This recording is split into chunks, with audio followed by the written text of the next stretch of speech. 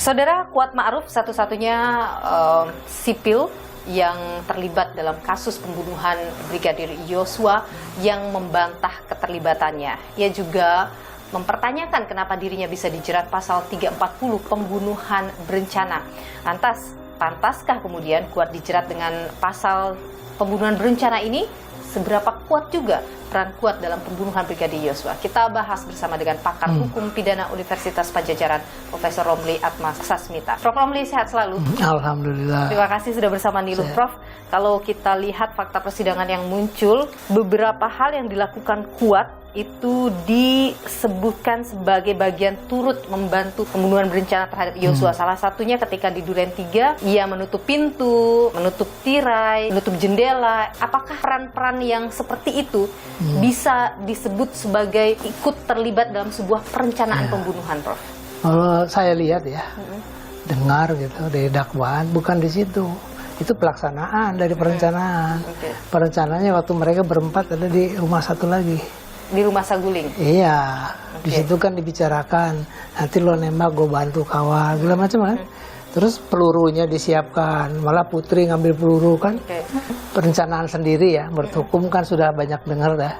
Seseorang itu ada niat melakukan suatu kejahatan, dia sudah ada niat, sudah merencanakan dengan cara dia merenung dulu, memikirkan dulu kan akibatnya, mau jadi apa enggak. Ya, setelah itu dipersiapkan alat-alatnya, alat bantunya apa, peluru dan sebagainya, dengan apa. Terus sudah di setel ya, diatur Kuat lu nanti jaga kan gitu, bawa pisau segala macam. Itu perencanaan semua. Sekarang kalau melihat peran Kuat ketika di rumah Saguling, Prof, kemarin dalam persidangan CCTV di rumah Saguling dibuka, Kuat Ma'ruf nampak naik ke lantai 3 bersama dengan Putri Chandrawati. Kalau dari CCTV itu hanya 3 menit, Prof, dia ada di sana. Apakah dengan fakta itu bisa dibuktikan bahwa Kuat Ma'ruf ini terlibat dalam proses perencanaan saat di rumah Saguling itu? Kalau menurut saya enggak. Kalau mereka berdua ke atas itu mungkin kebiasaan mereka begitu. Begitu gampangnya naik berdua, padahal ada orang lain di sana di rumahnya. Berarti udah biasa. Bukan melakukan satu perencanaan di situ. Meskipun pada saat itu misalnya ada terlihat Putri melambaikan tangan seperti memanggil Kuat. Yang ada masalah itu, artinya itu kebiasaan. Setelah turun, Kuat juga ikut naik mobil dan menuju ke rumah Duren 3 TKP pembunuhan. Itu juga Anda lihat apakah bisa membuktikan bahwa Kuat itu terlibat dalam perencanaan itu? Ini ya, kalau namanya pidana itu ada orang yang melakukan, ya kan? Ada orang yang menyuruh, ada yang ikut serta, ada yang membantu. Kuat tuh di situ hanya membantu kalau saya lihat, membantu merencanakan pembunuhan.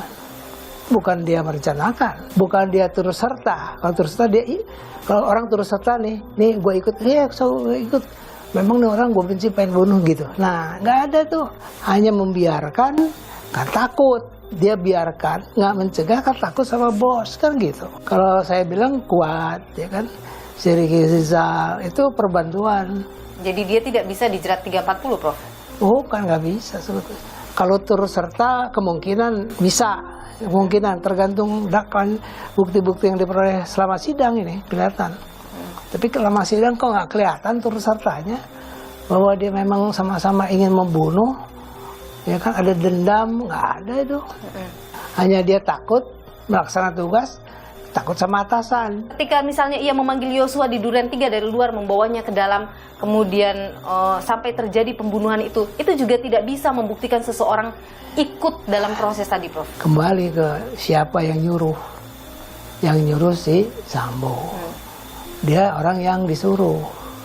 Orang yang disuruh itu tidak bisa diminta pertanggungjawab. Apalagi ada hubungan atasan bawahan kan. Nah ini makanya nih, Bapak juga nggak tahu apakah jaksa kelihatannya sih ngotot 340 hampir semuanya yang benar. Iya, 5 terdakwa 340. Yang benar. Putri juga ragu saya, cuman karena mereka berempat kumpul baru di situ kejadian. Tapi mereka memang nggak niat membunuh, Putri nggak niat membunuh kok, nggak mungkin.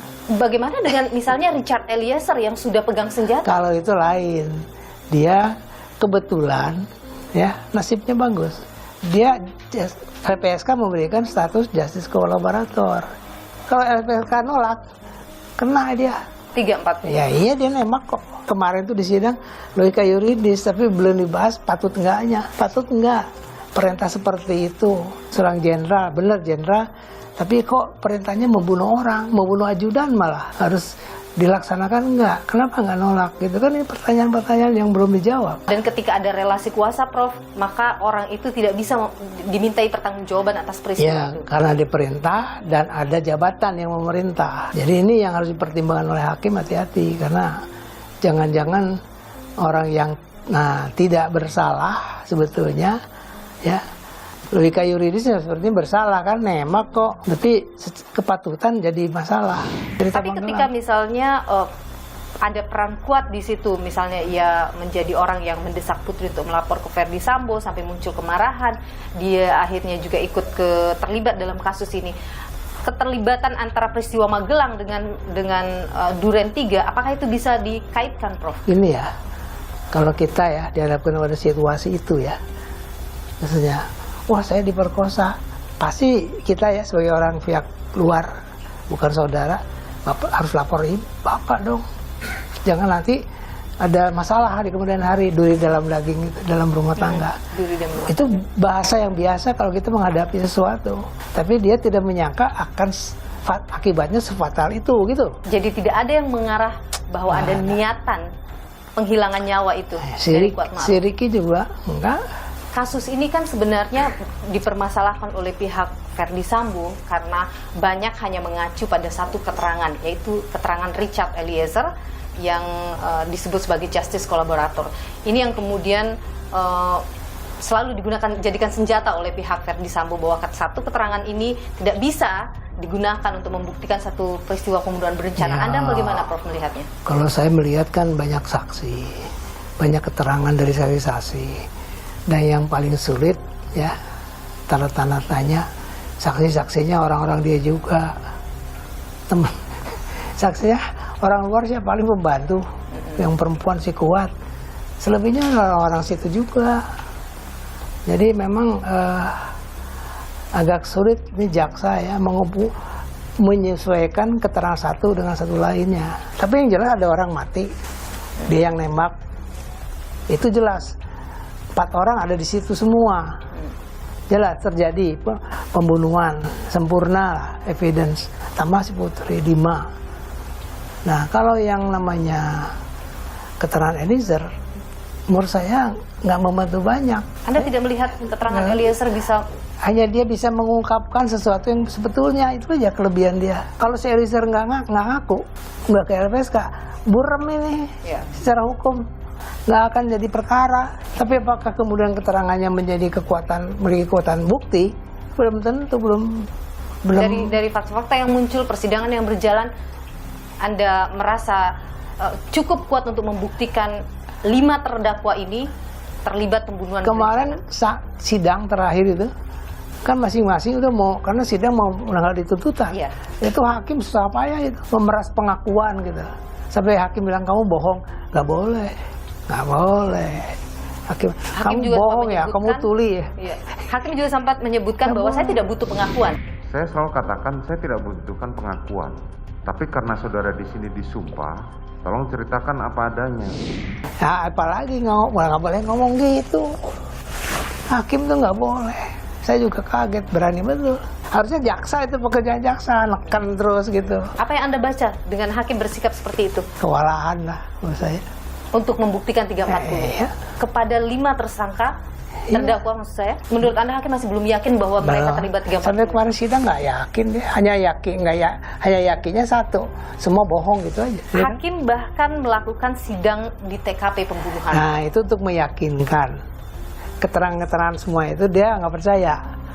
Kamu di mana berdiri, kamu di mana kan gitu. Dia datang ke tempat, baru dia yakin. Oh si Kuat di sini, si Richard Ricky Rizal di sini, bohong. Dia bilang nggak tahu. Tidak melihat. Nggak melihat, makanya buta tuli apa kamu. Nah dengan TKW kemarin tuh meyakinkan, memberikan keinginan pada hakim bahwa memang ini persekongkolan. Ya mungkin dari situ hakim bisa dapat keterangan bahwa keterangannya bohong, yang betul-betul kamu tahu tapi pura-pura tidak nggak tahu. Jadi artinya apa? Kalau saya tahu, pura-pura tidak tahu, saya mendukung si FS kan, betul nggak? Kalau mendukung dianggap turut merencanakan, gitulah kira-kira. Jadi Prof, menurut Anda Ferdi Sambo bisa divonis dengan 340, tapi 4 terdakwa lain belum tentu bisa. Ya, nggak bisa. Kuat Ma'ruf pun tidak bisa. Enggak. Kalau toh bisa dibisa-bisain aja tapi dengan hubungan relasi kuasa menjadi lebih ringan jadinya.